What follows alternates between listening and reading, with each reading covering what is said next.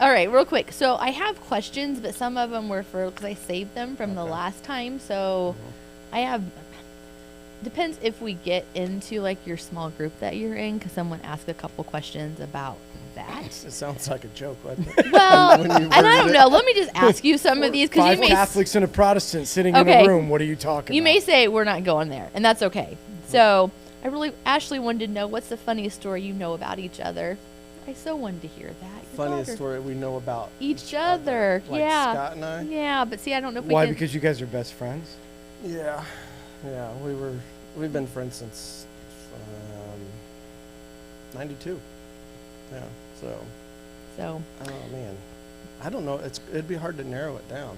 Yeah. So I mean, it's hard to ask when he's not here to chime in on it. Yeah. But what initially drew the various people together to be interested in forming a small group? Were any of them saved, had a personal relationship with Jesus after repenting and making him Lord Holy of their crap. life Who in the world wrote that? prior to joining your group? Did any of them become true Jesus followers after joining the group? I love some of these words, true and repenting. What previous ideas did you have about Catholics or Lutherans that were wrong as far as these friends showed? Man, that's a lot of questions. Yeah, and we don't have to. Did Lisa Lice send in a question? She did. Okay, That wasn't her question. I'll try. What was that whole question again? So there was multiple. So we can Well, it depends if we get on the whole small group. right, and if we don't, that's totally fine. I just didn't know. It's like if there's something here Yeah, that you want to even address, and if there's not, that's fine. We don't have to. I didn't hear anything that So let's see. sounded off. Maybe we can say, what previous ideas did you have about Catholics or Lutherans that were wrong as far as these friends showed? Because that might be a good thing. Sometimes we have these thoughts about what people are, and they're They're not all based right. on their Stop it. When it comes to Catholics, they're all right. They're all right. All What- your what do you- thoughts, all your thoughts are right. Whatever you think about them is right. What do I think about Catholics? They're all right. The things I think about them are all true. So maybe we'll ask that. We're not recording this. So No, we're not. Did you learn And or I'm kidding. experience any surprising things in this journey? Maybe I'll just ask that one question. In this journey. As far as the small group goes, Okay. being gotcha. all together. Okay. Yeah. But Well. Lisa did say, I love these guys. I want them to know that they are two of my favorite disciples of Christ. Their hearts are lit with fire. Can they look back and see how God has led them to this point?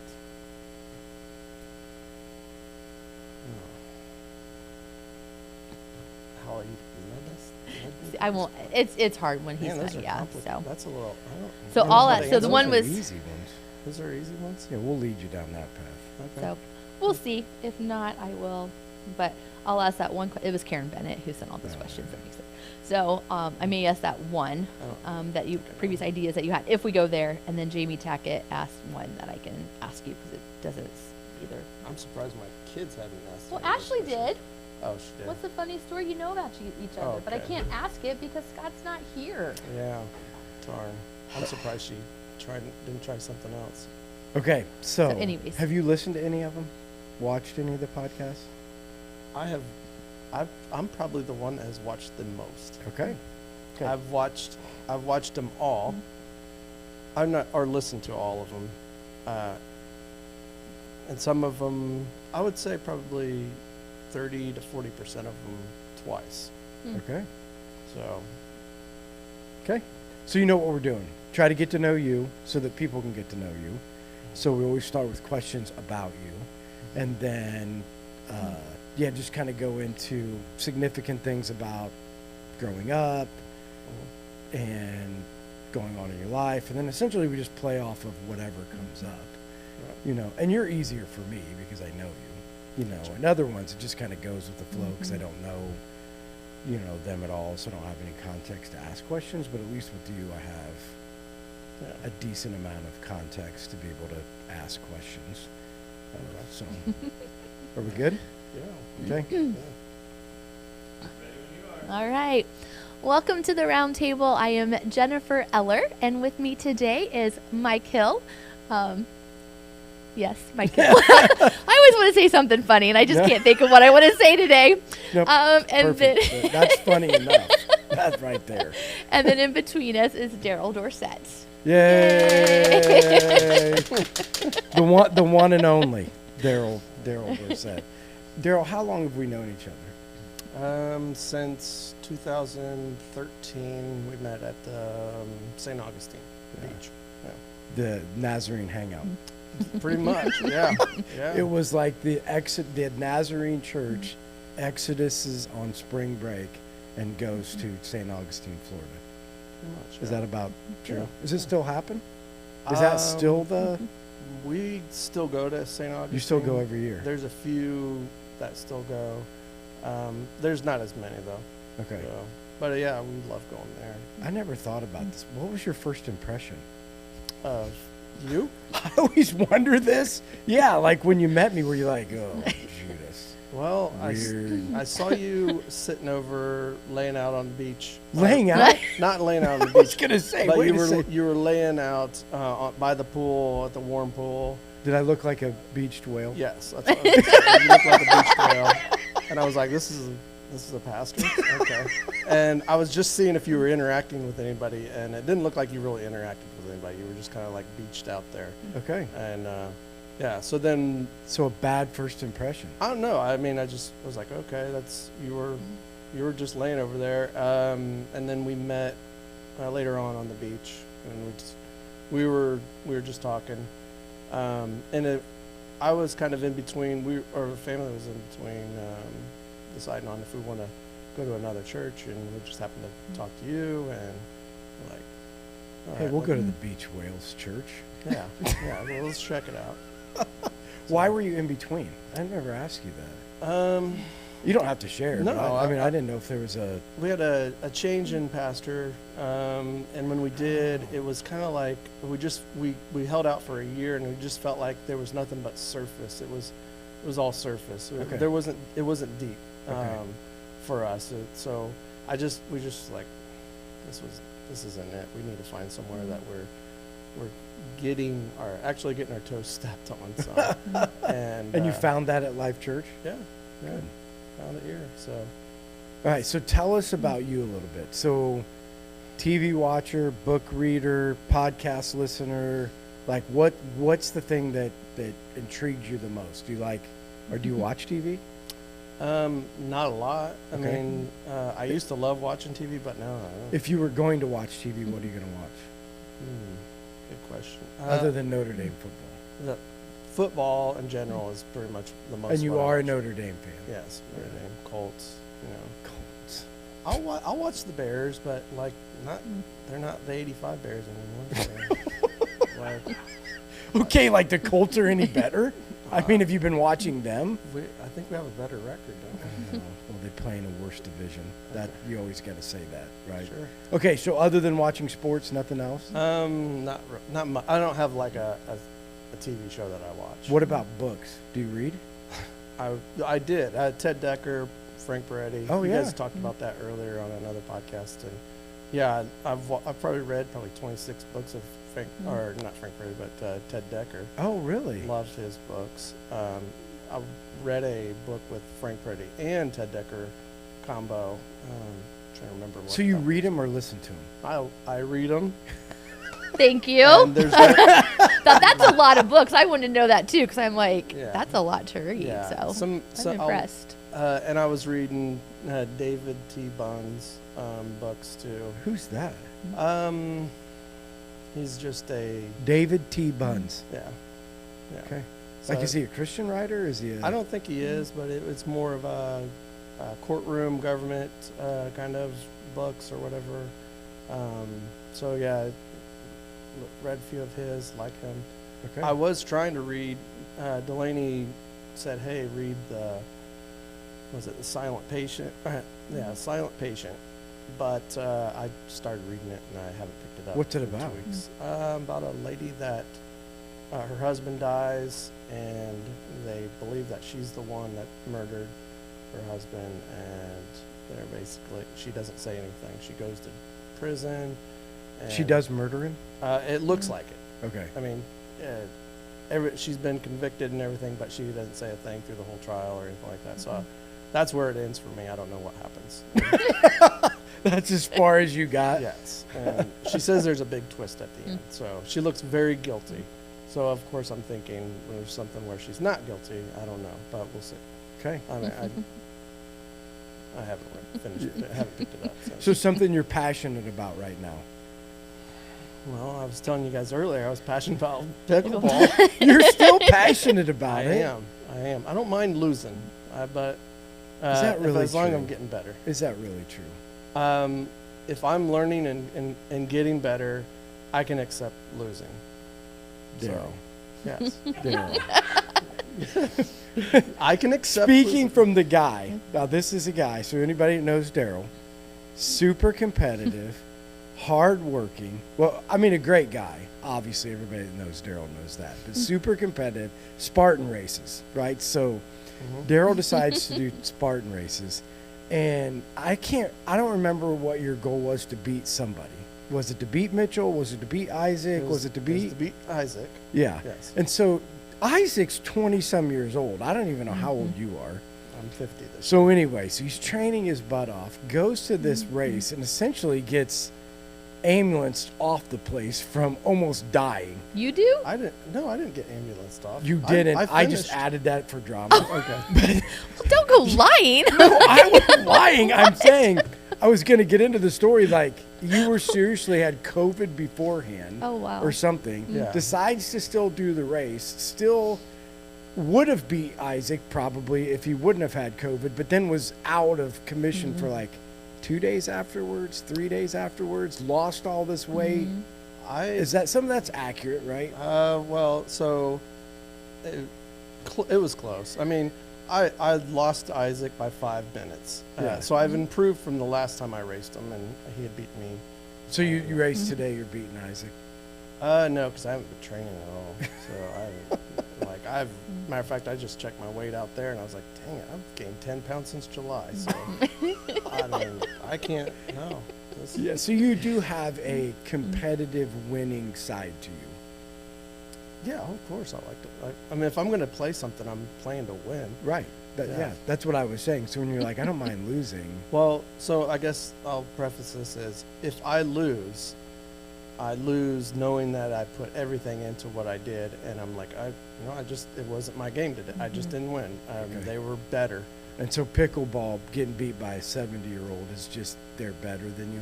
They are better than me, which drives me nuts. Do you see yourself like getting over the hump and beating the 70-year-olds at some point? When I get to 70 and they're 90 or 100. Well, I have to say this too. So this is also for a little bit about Darrell, if you guys don't know this. So I've been signed up for I think 2 Spartan races, maybe 3. I haven't done one of them.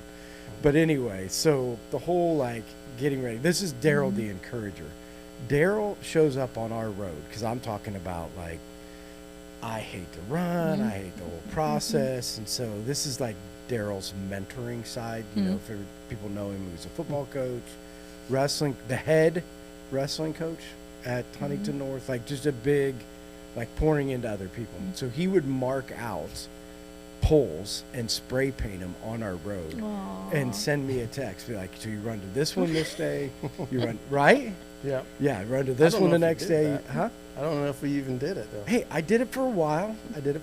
Obviously. You got afraid of a dog, didn't you? Huh? You were afraid of a dog, and you didn't do it again. Not afraid of a dog. Yeah. The German Shepherd that looked like an Alaskan Malamute wolf comes out on the road and chases me down the road. So I couldn't go past those orange marks. No. Yeah. Well, You could have went the other way. He could We have only like had it marked out Well- one way. Yeah. Only marked one way. when you told me that there was a dog over there, I was like, I'm gonna run. That's the first time I decided I'm gonna run down your road, and yeah, that dog came out, but Did he come out on the road? he came out to the road, but he didn't get on the road. it's probably a little and- poodle, wasn't And it? then Okay. it was a pretty good sized dog. It was a wolf. But I'm like, It was a wolf. suck it up, Buttercup. I don't. What do you? It's See? a dog. It's See, just this a is dog. what I'm saying. The real Darrell's coming out. Oh, I don't mind losing. I graciously get my butt whooped by 70-year-olds. Deep down, you're like, this is awful. Awful. It is awful, but you get better at it. Yeah. Yeah. Tell me about your family, the people that don't know. 3 girls, 17, 21, 22 years old. Peyton, my 22-year-old's in Bloomington. She's studying to be a paramedic, and she's an EMT right now. Ooh. Yeah. Has she called you with any, like, stories? Like I showed up on something and the guy's face was all messed up? Or Well, there is a certain coach that used to coach at IU that she went to his house, but I think I can't say much more than that. was he dead? No. He's a pretty popular coach from IU. Really? Just, yeah. Yeah. How can you do that? I mean, Hey, maybe off the air. we oh, can okay. get that, Like, it's a privacy I thing? don't know. Like Maybe it's a people are HIPAA not- thing. I don't know what the rule is on that. You don't so- want to get her in trouble. No, no. Okay. But Well, I yeah, got to make sure she's- I don't forget that. Are you allowed to tell me? Yeah, I'd probably tell you afterwards. Okay. Got it. Got it. So she hasn't any other stories of, like, showed up on... Again, that obviously doesn't bother her. No, apparently not. She's pretty mellow about it. So, no, she's got some stories. You probably have to ask her about it. But Yeah. Well, I just know she'd be like, hey, Dad, guess what? Like, my daughter calls and tells me what happened in the school. Your daughter calls and said, I just had to resuscitate a dead guy. yeah, You know, just we all get those phone calls, right? Yeah. yeah. What, you, right? Yeah, I get to hear about cows. Yeah, that's right. Emma comes home and tells you the frustration with stupid cows, right? I see all the cute pictures of the cows on the farm. Like, this cow did this. And Yeah, anyways, give her names. Been not quite married the for how same. long? Let's see, 28 years. High school sweethearts. Been together for 33. Yeah. You went to Huntington? Yep. You guys both grew up around here. Yes. How'd you meet? Just in school? By my locker. She was freshman year. She was sharing a locker with the girl next to me. I tried talking to her. She snobbed me off. She snobbed me off for a whole year. Wow. Were you just not the popular? Was she into the popular guys and I you think weren't she one might of have been them? interested in older guys. Like maybe she was like, I need somebody bigger than a freshman. So you were just the leftovers? Probably pretty much. Pretty much. Yeah. Try- When it took her a year to figure out this is it. Yeah, that's what I always said about Sherry. Like, Sherry dated my brother, you know, and these other guys, I'm like, I guess I'm what's left, you know? So none of these guys worked out. Like, how weird is that to think that your wife kissed your brother? Oh, man. Yeah. Yeah. I'm sorry to Weird. hear that. Well, you know what? He must not have been very good because she moved on. Yes, that's what I could say. Hey, I must have been better. That's right. So tell me about something in the world that is either like making you mad, bothering you, or something that's getting you really excited. A world event, current events. You know, there's Sleepy Joe. There's, I mean, I've got opinions on him. Well, give us one. I really don't think he's right. You cannot be against Sleepy Joe. I- You are a United Auto Worker. You are in Joe Biden's camp. No, I'm not in his camp at all. I am definitely not in his camp. Well, give me, I mean, again, other than he's a dork. So give me something that's like, something that he has done, an opinion that he has, a policy that he does. It just is like, this is stupid. Well, I mean, I just don't feel like he is actually running the country. I mean, when I hear him talk, and, Okay. and when I see him read his teleprompter, and he can't seem to even finish the sentences, and his mind just goes off. I'm like, I don't feel very secure in this country when I find our leader, and he can't seem to even finish a sentence. Okay. So that there's plenty of times where it just drives me nuts to see that. Okay. So, I don't know. Passionate about. Well, can I get, you can say we don't have to go here, but I want an insider scoop on being United Auto Worker in the past 2 months. Are you super proud to be one? You know, it's a job. I mean, I know. I don't Again, consider- I'm not like against, I'm not, Yes, Okay. you are. no, let me rephrase that. What? That's fine. Conceptually, Uh, I think the union was formed for the right reasons. And I think that the union in the beginning did a great job of protecting. I'm just not exactly sure that that's where it is today, even though that I feel like that's what he says. But you're a worker and you're being protected.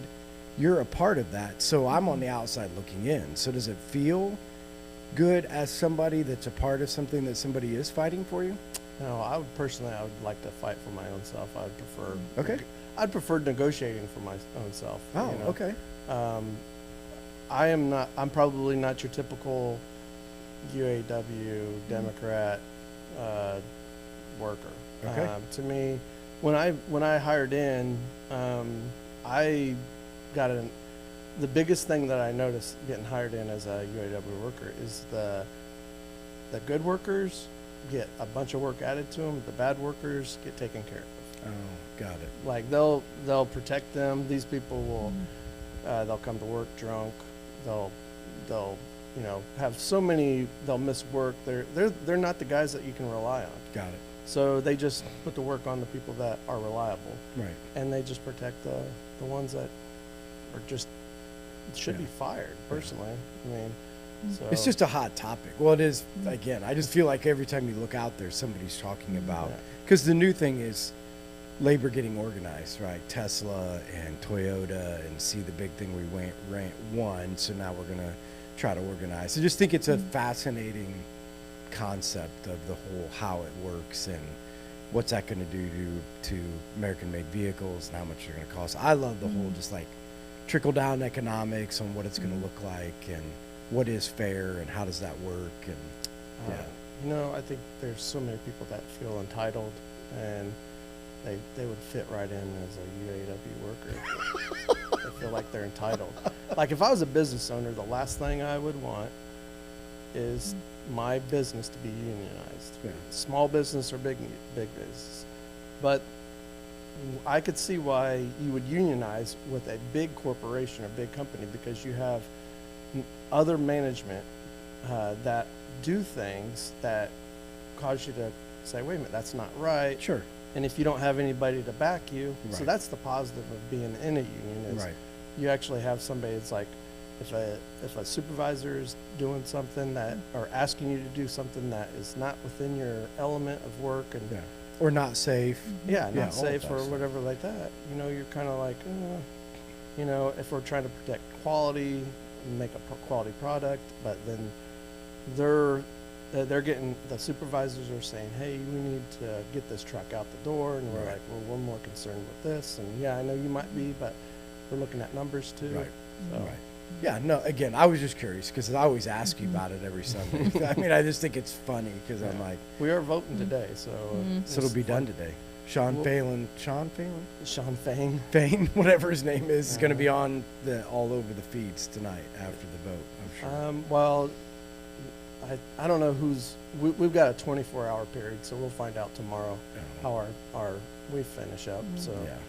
it's 50-50 right Yeah. now. So tell me something you're passionate about other than pickleball in the world, like something going on in the world. You're like, man, that right there is awesome.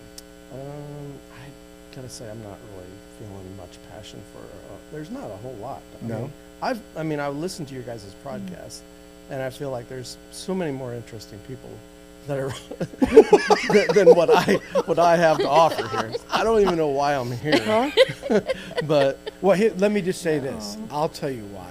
Again, so from the standpoint of living legacy, so the way that you choose to invest into other people is changing the trajectory of people's lives.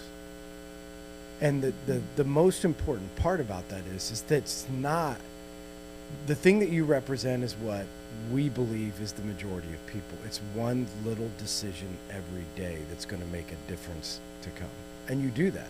Like you get up and make little decisions and you're actually thoughtful about the intentionality of your life. Like we've had conversations going into coaching. What does it look like with coaching? How do we affect kids? How did you like, these are conversations that you're having all the time. How do I, the small group that you're leading, what do I do and should I do and what does that look like and how do we, so this is somebody I'm working with and so what should we talk about? Little decisions, right? You get up every day and you go to work and make decisions every day that might not be put up on stage, but they're making a difference in somebody's life. Okay. Well, no, so I listened. I was at service Sunday, and then Monday I listened to your service again, the service again, because I wasn't completely tracking with what you were saying. Because the message was weird. The delivery was bad. Most of the time I'm tracking with what you're saying, and I'm getting it. I'm everything. So I was like, man, I've got to listen to that again. And sometimes I do that, sometimes I don't. Right. And I listened to it again. I was like, well, I'm gonna have to listen to it a third time. Maybe get him the first service one, Nick. That makes more sense. I'm gonna have. The first thought came in my head when you were talking about legacy and everything is I don't think about I don't think about leaving a legacy. I just I think about living for Christ, Him reflecting out of me, not about any kind of imprinting on anybody, on what I like leaving any kind of legacy that came from me. Like I don't care if my kids say, "Oh, I got that from my dad" or whatever like that. I would rather them be more like, that's what Christ would do. That's what Christ. But that's still, you do care, because you still are making intentional decisions so that people can see Christ reflected in your life, which is going to make an impact, right? That is going to leave a legacy, right? You are saying, I'm going to be a football coach not because I need more to do. Sure. Right? Yeah. Right. So you know that the reason that you're making that decision is because it is going to have a lasting impact on these kids. Right. Right. So you're making a conscious decision so that you can leave a legacy. Leaving the legacy isn't so that I can get up and say I have a legacy. Right. It's a decision that gets imprinted in the lives of other people that is a legacy. You're just not doing it for the fame. Right. I mean, I feel like that's what you're saying. Yeah. Like you don't want somebody to be like, okay, now I can say this about Darrell and this about Darrell. You're just doing it because it's what God called you to do. Yeah. Well, were you gonna say something? Well, I was, because I just remember when Heather's mom was passing away. And I remember seeing all the posts that Heather put on Facebook, and it was just talking about how supportive you were and the things that you were showing your girls through the way that you were loving her through all of that, and so right there is leaving a legacy. You're showing your girls, and Heather always talks about this, what kind of husband and father you are, so the girls know what kind of husband that they should have. You raise the bar up for them to say this is what it's supposed to look like, so when they're trying to find somebody, they have a good example to look for. So so right there is a huge legacy. It's not even, you're not even thinking you're doing it, but you're doing it every day. Like he said, it may not even be a conscious thing, but you're leaving a huge impact on this world that people can see Jesus through you. So yeah, I don't think I consciously wake up thinking how can I impact somebody today. It's more of waking up and saying, all right, God, what do you want me to do? Mm-hmm. And where do I need to be obedient? And what do I need to do to be obedient? And to me, if that's a legacy, okay. Mm-hmm. But I have never viewed it that way. My mindset is not of thinking that in that manner. Mm-hmm. It's like, when I go to work or everything, you're just constantly, if you're in relationship with God, you're just constantly looking for opportunities, and you're constantly looking for moments where you can, wait for God or not necessarily wait for God, but look for those opportunities to speak about God or speak into somebody's life about God. And it's just reflecting God. It's not like I'm saying it. It's just letting God use me to reflect. Right. So. But don't you think that's the whole Paul and Timothy, right? So Paul picks up Timothy to not just being on a missionary journey, to be a tent maker. So just to be obedient, show up in a village, make tents, work with people, and given the opportunity, share Christ. Right? Like, That's exactly what you're saying. But they made an intentional decision to be available, right? That's essentially what you're saying you're doing is, I'm just intentionally, I'm going to go make cars. Or I think you're a forklift driver. I mean, you make cars, but what are you? I'm a team leader now. Oh, I was a sorry. forklift driver. I'm sorry. That's okay. It doesn't matter. It's just I'm a factory worker. Just call me a factory worker. No, but either way, but in the midst of being a team leader, Uh-huh. you're looking for opportunities because you're available. Yes. Right. The same concept. The concept is Paul and Timothy, they show up in a village, they're making tents, and they're saying, God, give us a chance. And so they get a chance. And so the point is, because you're available for the right task, you will leave a legacy. Right? That's just the thing that I think is vitally important, because I don't know from the standpoint of, does everybody wake up every day with a strategic plan? Now, I'm not saying that everybody has a strategic plan. I'm just saying that we should be available for the opportunity to leave a legacy, because we should want something that's going to last forever. Because the reason you're asking yourself to be available is because if you give somebody Christ and you disciple something, that's something that's going to last forever, for eternity, right? That's the idea of the legacy that we want to live or leave. I never even ever think of, hey, wonder what people are going to say when I die. Quite frankly, I don't care. Don't you really? I have. Why? I Why don't you care? I guess I don't care because this time on earth is just short period of time. Right. And the people that I'm going to be able to see later on is for eternity is a lot longer, and it's a heaven. It's in heaven, and I'm this period of time right now is, I really don't care what you're going to say about me now, because I'll see you later. Mhm. You know, it's basically, to me, that's what it is. I'll see you later. It's not. Well, so from the standpoint of what are they going to say when you die, the idea would be is that they're going to get up and say, because of what Darrell did, I will see him again someday.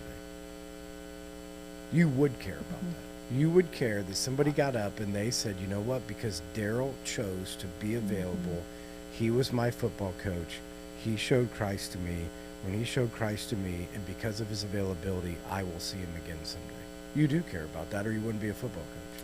Yeah, I'll be dead, so do I really care? Your family does. Okay. So on my 50th birthday, Heather Ashley put together a clip. Mhm. You guys, you were on, Mhm. and listening to everybody, and that was kind of like, oh, that's pretty cool Right. gift. So anybody thinking about doing a gift for 50th birthday, having that was really cool. Right. And it was cool to see what people were saying Mhm. about thinking about how I interacted with them or something like that. Right. So I guess to your point, yes, that's nice to hear that right now or whatever. Yeah, because it motivates you to continue to be on task. I don't know if it motivates me. No? No, I mean, I guess this is just not where my head's at. Like, Mhm. I wanna do something so that they're gonna. I'm not gonna do something. I want to do something so that they're gonna think that I'm. You're not doing it for personal glory. y- That's what you keep coming back That's to. what it You keep feels coming like. back to this. That's what it feels I think you're like. missing the point of Okay. saying, like, what we're saying is so that we can be celebrated, right? Like, you don't want to be celebrated. Not at all. Does anybody want to be celebrated? Like, I don't want to be celebrated either. But I want to know that the decisions that I'm making on this earth are having an effect for eternity. Like, I want to know that. Like, I want to know that because I made this decision, and because I made this decision, I want to know, not for my glory, but so that I can be effective. I want to know that my short time on this earth is going to do everything possible for eternity. Not so that I can get the glory, but so those lives can be changed. Okay. And I think that the encouragement, and you know this, right? Anybody in life needs to be encouraged in the things that we're doing to fight the good fight. Okay. You don't think so? Like, you Well, don't need to be encouraged? Like, good job, Darrell. You're doing a great job. I know you say you don't need it for the glory, but what about from the, like, I'm on the right track? I think when I'm having my time with God in the morning, when I'm doing my devotionals and I'm since I'm in relationship with Christ, that's the, if I'm being led in a good direction, I feel like I'm being obedient. I'm doing what I'm supposed to be doing.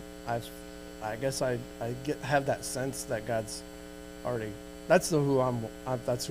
Yeah, for sure. Audience of one. Yes. Yeah. And so then when it comes to anybody else, I guess I don't need it. Maybe that's not my love language or whatever.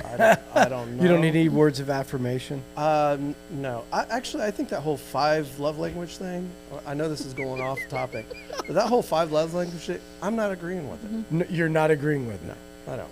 Huh? This is the reason why. Okay. Is because those love languages are different for different people. Right. Like, if, for me, if my wife, I want her affection, I want the physical touch, like that. Yep. And I prefer all the love languages from her. But when it comes to most other people, I really don't care. Well, I know that's the point. I mean, if my love languages, in the book it talks about, like, you have one dominant love language, Top and then, 2 usually, or whatever. Right, I was too. like, I don't know if I agree. I mean, it's different for every people. I mean, for you, it might be, hey, time, or I don't know. I don't even know what all 5 of them are, but physical touch, right. words of affirmation, acts of service, gifts, and Time, right? quality time. Quality time. Quality time. So None of those are your love language. So you don't. There's nothing that somebody can do for you to make you feel loved. It's the person. It depends on the person. So that's what I'm saying. My wife is where I get most of my love language stuff from. Right. And who I give to. That's because she can have sex with you. Nobody else can.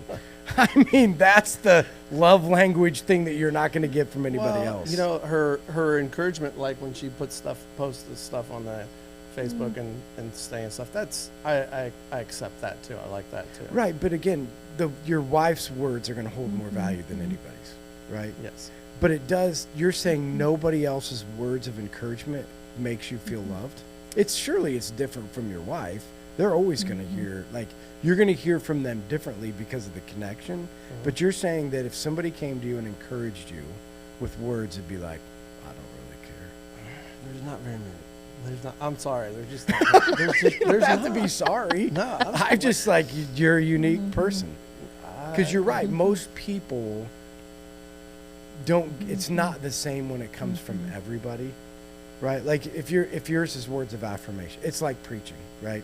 There are going to be people that are going to come up and say you did a good job every week, right? And there's going to be other people that are going to say you suck every week. But there's only a few people that matter, right? Like there's the Lord, obviously did what he said. And then there are a few people that will just be honest with you, on what is good. So certain words make a difference, and can be encouraging or can be corrective, either way. But it's only going to come from a certain group of people. Yeah. I mean, the 20-60-20 thing where there's 20% will always love you, 20% will always hate you, and the 60% in between.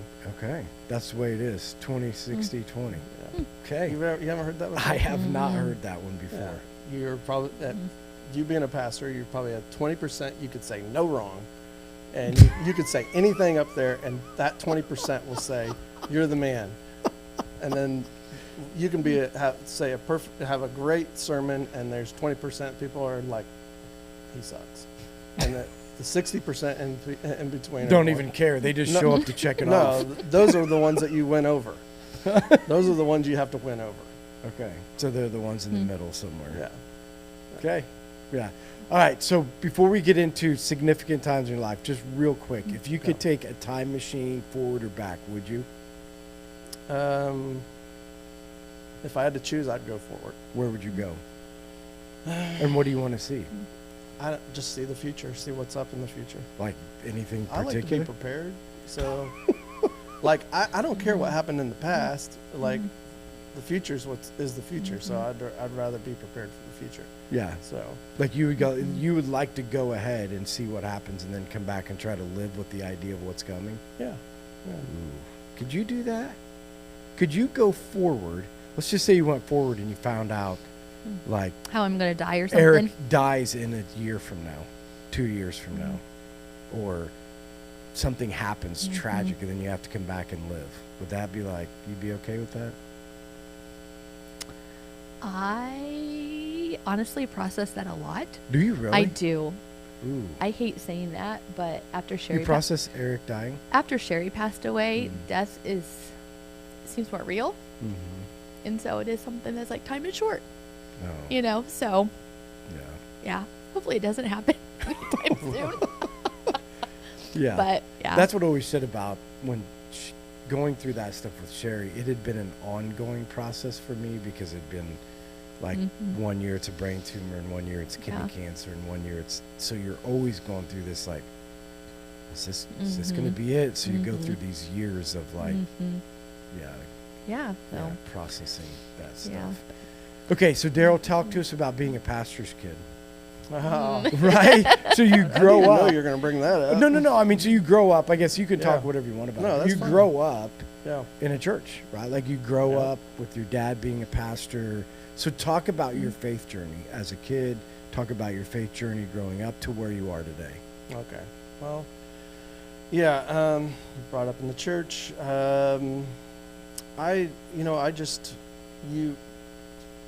Always believed in God, and always have. I was always learning and everything, but I would say up until middle school is when I really owned it as my own faith. You know, before it was as a pastor's kid, everybody just assumed that you were a Christian, you were a believer, and such as that. So, and then you'd always say, "Hey, I'm a pastor's kid." So that was your kind of a little bit of an identity part of it, or whatever. But then when you get into middle school, you know, that's when, just as I got into middle school, I got arrested, and when I did that, yeah. For what?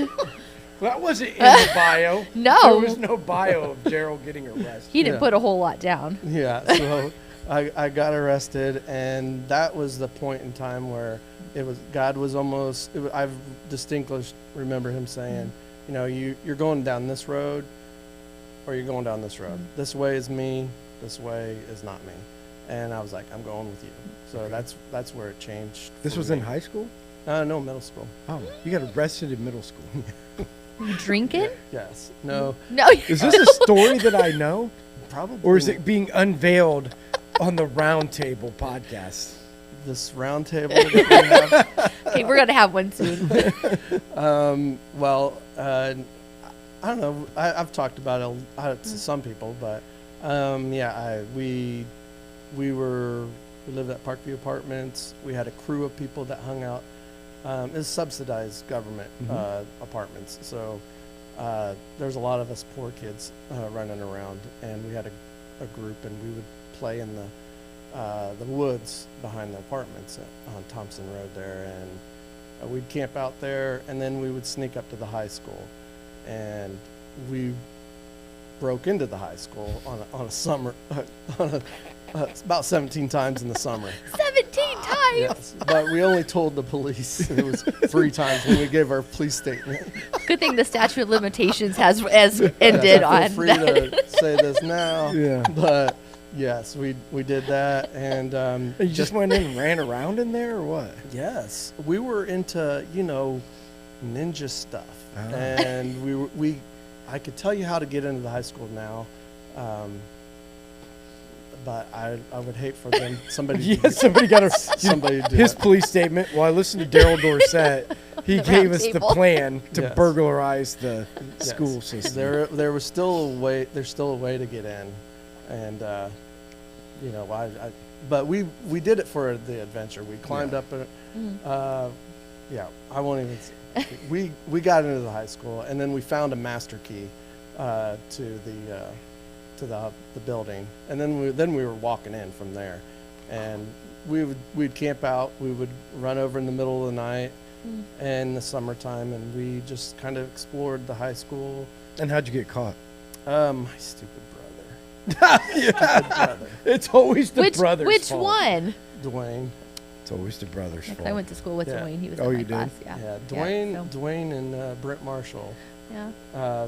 They wanted to go just the weekend before school started, and they wanted to get school supplies from the bookstore. 'Cause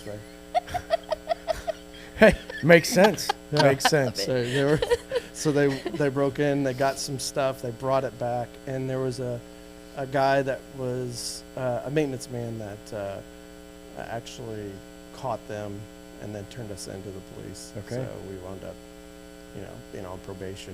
And we turned ourselves in. My dad made me turn myself in. Right. But So- now he's like, you're out of fork, go down a different path. Yeah. So from that time on, you're just like, Yeah, but it was still a process. It was still you're still growing. You're still making mistakes. You're still doing you've met stupid Heather things. at this point yet? No. Okay. When we got into high school, Heather and I got. She snobbed me off the first year, and then we started dating just before our sophomore year. Okay. And why?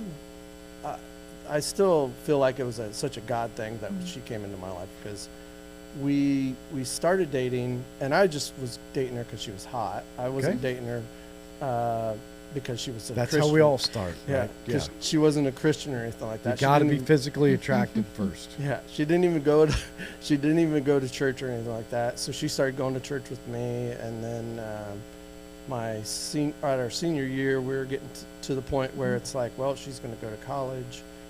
She's going to go to Manchester.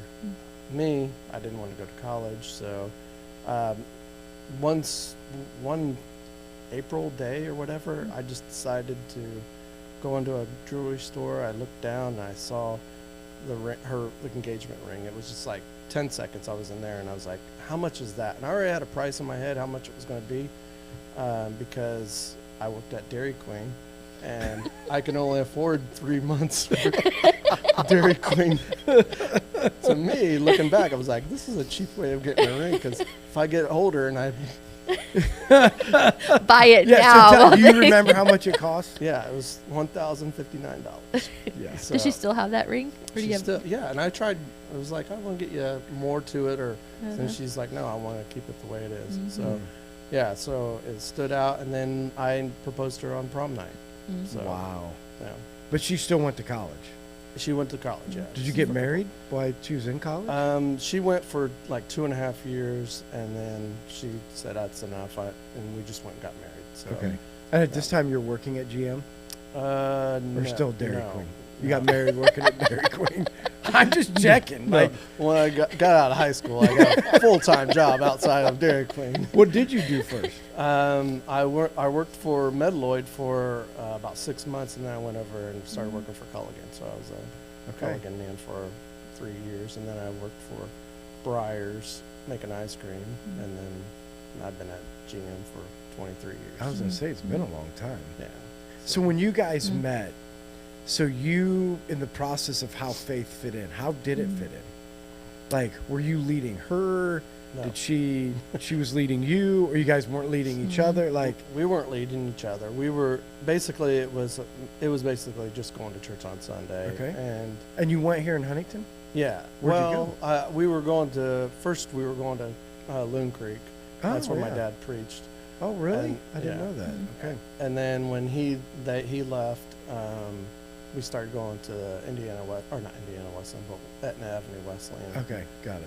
And we were there. But for you guys were a just while. attending, like you're just going because you're supposed to. Yeah, and yeah, we weren't really. Other than that, yeah, pretty much. Okay. We're doing that. And then it got down to, I thought we had 5 years for engagement. We weren't going to get married right away. We were going to wait for her to graduate. Well, her dad had a little heart thing, and next thing you know, she's like, let's get married in July, which was 8 months from the time he had his heart thing or whatever. And I was like, Wow. oh, okay. So they were putting it together. And at that time, I was as soon as she started saying, let's get married early, I started thinking about being unequally yoked. Like, whether she was a Christian, I knew I was a Christian, didn't think that she hadn't professed to being a Christian or anything like that. So I was like, oh, shoot, Like where you're getting cold feet? No, I was trying to be obedient. Oh. I was trying to be obedient to what God's calling me. And I had this I was wrestling with God, and I was wrestling with him about being unequally yoked. Like, she's a good person and all that stuff. And she's been going to church, but, does that make her a Christian? No, it doesn't. Has she had any kind of profession of faith? Not that I know of. And we're close to 5 years of dating here. And so, I just decided that, we went to a Mark Lowry concert in December 2nd in '94. And we were there, and I don't know if you know Mark Lowry. He's a comedian, and he sings a little bit, but he's more of a comedian than anything. And we go there.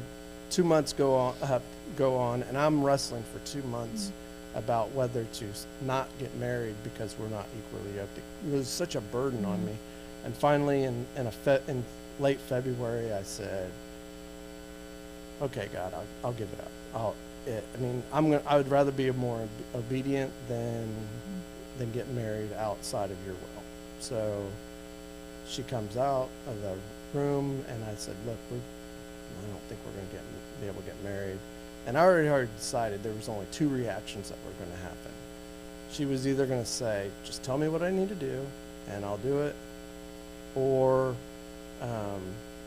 "I hate you, and I don't and I don't want to have anything to do with God, and we're out of here." Because I was essentially trying to say, we can't get married right now because that's kind of a bombshell. Yeah. Like, did you think through that? I wrestled with it for two months, probably a strong 2 months of it, and I was like, I just really didn't think we were going to be able to get married. Yeah. And I felt, and I was fighting with God about it, saying, really, this is what we're. I want to be obedient, but I don't want to hurt her. Right. And I still care about her. I still love her, and I don't want to. And it was just a matter of, are you going to be obedient or not obedient? So I was like, fine, I'll be obedient. And I finally got the guts up to say it, and I expected her to do one or the other. And she's like, okay, so, like, what do I need to do? And I thought, she picked plan A. And she picked plan A, and I thought, okay, well, I'm going to have to explain to her that's not heartfelt. It's not real. You're just doing it. And it didn't. In my mind, I was going to say that's not going to be good. That's not going to be good. So you gave her like no way out. I felt like there was no way out, and so she's like, okay, what do I have to do? And I said, well, I'm a Christian. I've already accepted Christ into my life, and you haven't. So you have to accept Christ in your life. And she's like, well, I already did. And I said, when did you do that? And I was at the Mark Lowry concert. At the end of the Mark Lowry concert, he gave an invitation for anybody to, if they want to accept Christ in their life. He said everybody's eyes were bowed, and my head was bowed and eyes were closed, and he said, raise your hand if you want to accept Christ in your life. And she said, I did. And I said, why didn't you tell me? Why? You could have saved me 2 months of wrestling with God. And she's like, I just didn't know what to do next. So I was just trying to figure it out. Wow. So I was like, ching, I don't have to. You don't have to have a bombshell go off right before your wedding. No. So I was like, God knew ahead of time what. He was just wanting me to be obedient. Yeah. So talk about the development of your faith. Like, so did you guys just continue to grow, and has it kind of been up and to the right, and or what have been some moments or some things that have really helped you guys' faith grow, or maybe just your faith in general? Oh, I just think it's.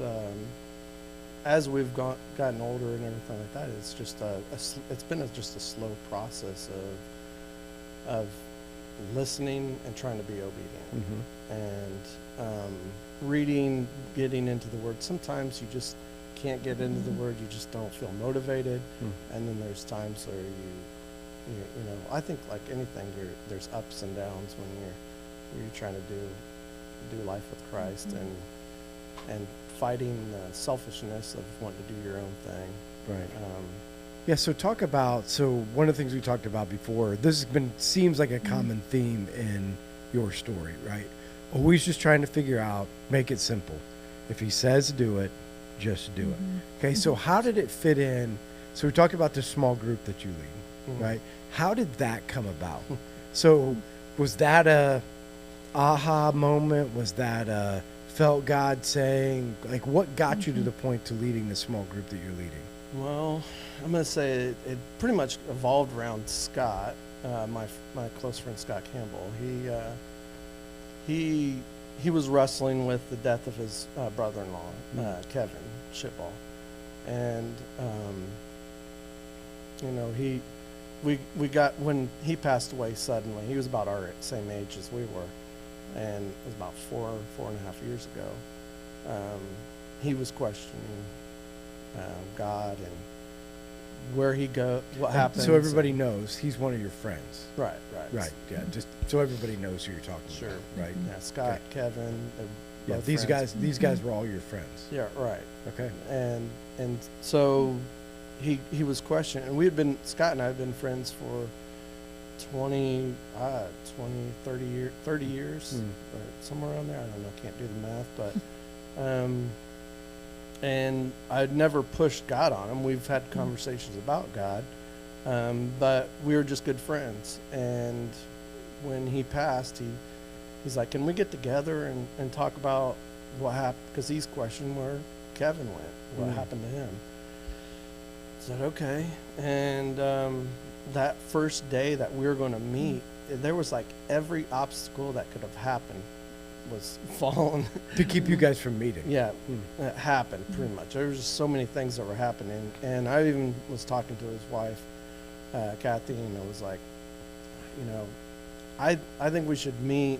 I feel like that there's things that are like blocking us from meeting. I think there's a reason why there's things that are blocking us from meeting. Let's meet. And you know, so we agreed to meet, and Scott and his wife Kathy and I sat down at his table, and we just kind of laid it out for him. And after we got done talking, he was asking questions. He's like, can we just start a small group or something like that, or whatever? Can we just get together? And I said, yeah, we can do that. And they invited Lisa and Brandon Rice. Because they were friends with them. They were friends, yeah. Okay. And I knew both of them, but not as well as they did. And so we just got together, and then Chad Bauer, his son had just, that was later on, but he came into the group a little bit later on, and through his loss of his son. So we've all just become a group, and we've been together for 4.5 years, and it just consistently meet. I can't even believe we looked up and we were like, has it been really 4 years that we've been meeting? And it's been that long. And there's been a lot of things that have happened, which is incredible, that we've come together, and we're kind of doing life together, because there's just so many things that have happened in each one of our lives, people dying and such as that cancer, a couple cancers, 4 or 5 deaths in our group, and we've just kind of come together, and that's kind of helped. And it's not a traditional small group where we're like, hey, read this Bible scripture and let's talk about it. It's more of let's meet every other week, and let's see what God has done in our life in those 2 weeks. And we just like, where do you see God working in your life this week, or the last 2 weeks, or whatever like that? And there's usually never a dull time where something that God has not showed up in somebody's life, that there's somebody talking about it. Yeah, so something interesting. So what brings the group together is tragedy, right? And questioning. So what happened inside of the group to bring peace to some of those things? Was it just relationships? Was it the word? Was it like what helped that process? Because that's a big deal, right? Like you're talking about somebody who lost somebody they loved, wondered where it came from. Then you have, you know, people come to the group that tragedy has happened throughout the group. So is the attracting piece, I mean, other than Jesus, like what's the attraction that keeps the group together and keeps the group going? Like what is that thing that I mean, because very few groups stay together for that long, even through all of those things. Man, I think it's the genuinely actually seeing Christ work in somebody's life. Okay. I mean, I really, I mean, if we were just getting together just to be, you know, chummed, friends, and hang out, I don't know if I could do it for 4 years. I mean, we'd probably all get tired of each other or whatever, but the commonality is what's bringing us together is we just see Christ happening in our lives and we share it with each other. So can you, over the course of 4 years, like you guys get together and you're saying, hey, I wanted to show you where God's working in my life. Can you pick one thing that you can share to be like, this was profound, whether it was you, whether it was somebody else, of like, this is how God's working. When I say profound, something that you're like, wow, that's cool to see God work in that way.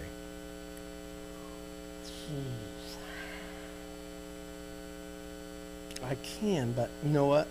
No, it's okay if you can't share it. That's fine. I can, but I'll probably get emotional about it. Well, what's wrong with that? I don't want to get emotional Well, about it. you don't get a choice. Be obedient to God, and He wants you to share. I've already had tears, Darrell. It's okay. You're amongst friends.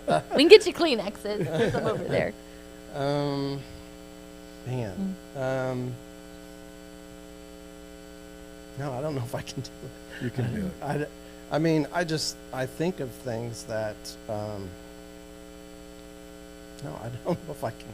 Listen, think of all the people out there that are, they need to hear that God's real, God's alive, He's doing amazing things. Because there are those people that are still in that place of going through things, that are still wondering, does God still do amazing things in people's life?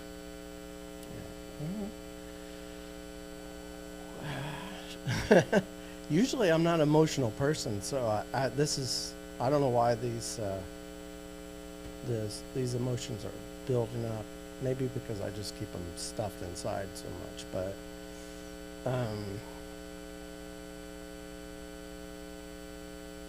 I don't know if I can. I do think that like I can think of with my mother-in-law, and I've already shared this with you guys before, so you know, Nick's been a big part of it, putting this together, doing the online services. I don't think I can do this. Sorry.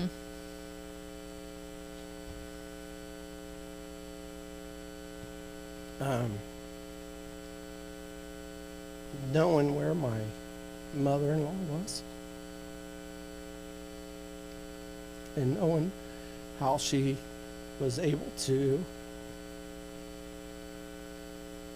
come to Christ is that me there?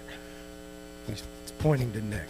Yeah. Yeah. Sorry. No. I can't do this. Yeah. Well, no, again, Darrell, I think the thing that's, I think that's what people, the thing that we all need to recognize. So, remember in the beginning when we're talking about nobody wants the glory, nobody wants to leave a legacy. But 2 years ago, 3 years ago, Nick, when did this start? Not this, but online in general. So in 2019, I go to Nick and say, I want you to do something completely different. Like, I don't want an online viewing experience. I want a church. And we're going to believe that God is going to transform the lives of people through this. And so Nick, behind the scenes, since 2019, has been building platforms, building opportunities. And so you sharing that is just proof that somebody just saying yes, that nobody would have known about. Yeah. Like, nobody knows the risk that Nick had to take, the grief that he had to listen to from me, you know, all the things that goes into the behind the scenes. But because he made one decision, this is what I want people to see. He made one decision to say yes without any idea of what was coming in the future. And what you're sharing is because of one yes, somebody's in eternity. Right. That's what people need to hear. Yeah. A yes, right? This is what we're just asking people for. Not, you know, well, what if this happens or this happens? That's not what we're here. You said it earlier in your testimony, in your story. I'm just trying to be obedient. Yeah.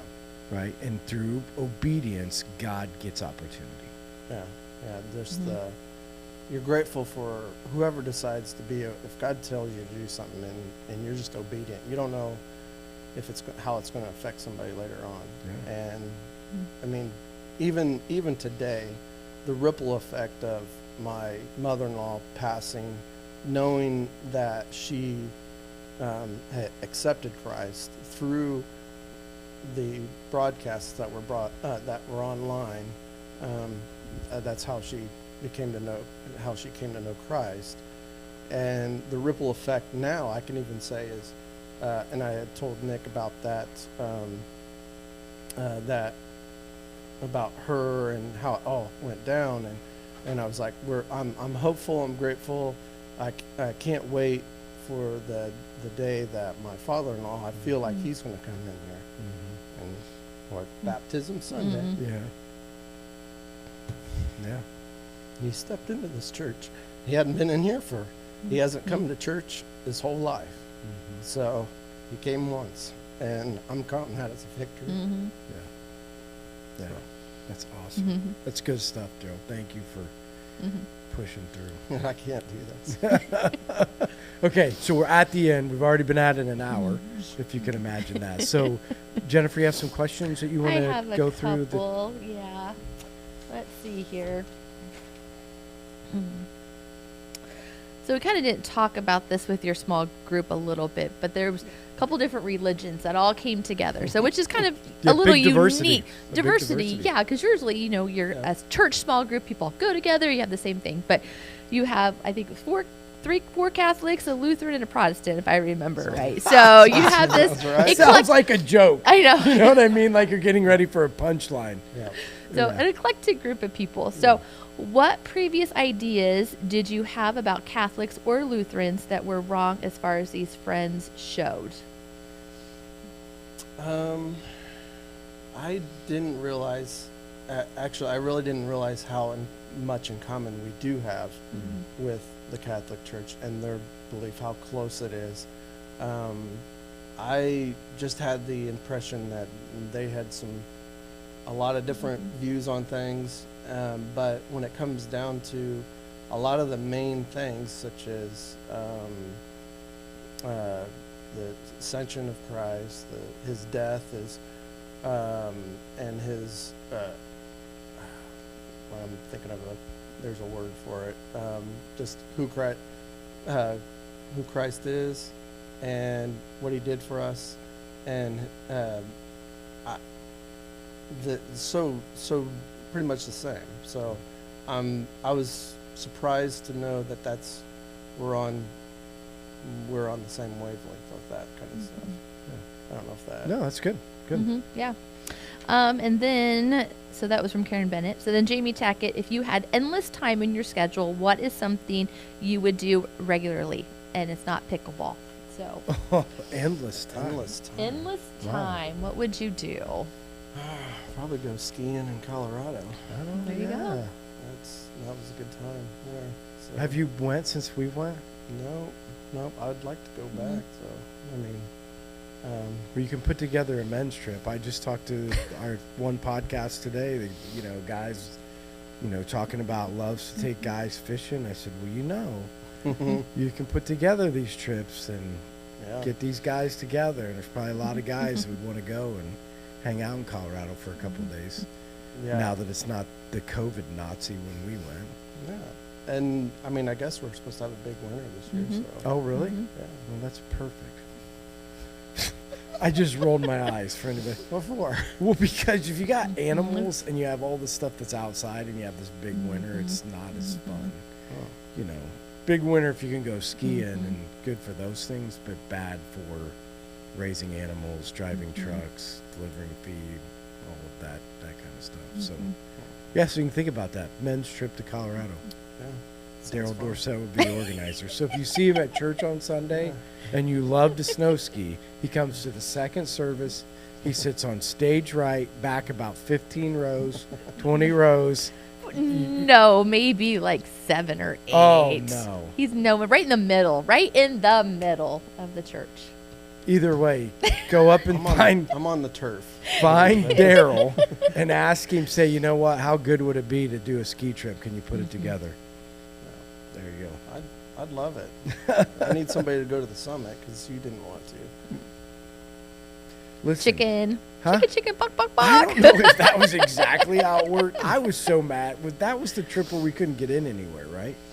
Get in anywhere. Right, like it was during COVID, right? And you couldn't get Oh. in to warm up. And you Oh couldn't- yeah. Yeah. I didn't worry about getting into anywhere. Okay, well, you're tougher than me. We've already established that part of it. You did the Spartan race. You did all the training. I'm the fatty guy that doesn't have the, yeah. No.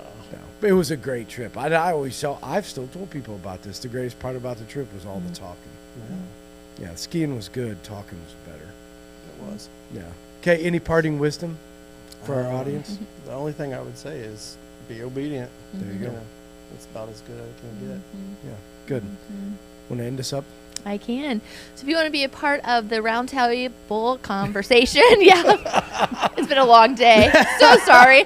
Take 2. If you want to be a part of the roundtable conversation and you're not part of our texting group, text podcast to 260-408-8383 and we'll text out who our guest is going to be for the week. There'll be questions you can ask and so forth. So we'd love to have you be a part of that. Yeah, good. So when the clip comes out, make sure that you like, comment, share. Make sure you subscribe to our podcast. We want to get this out to as many people as possible. And again, in all seriousness, if you see Darrell, his family, Darrell and Heather and his family, they're all together most Sundays. Come up and say hi. Again, I would say from the bottom of my heart, I'm all joking aside, I appreciate your investment in my kids. I appreciate your investment in this church. And again, I just love to see a guy who's sold out and obedient to the things that God's asked him to do. So great job. Thanks. All right, so we'll see you guys next week. Bye. Good job, Darrell. That was awesome. You didn't like it? You didn't think it was fun? I just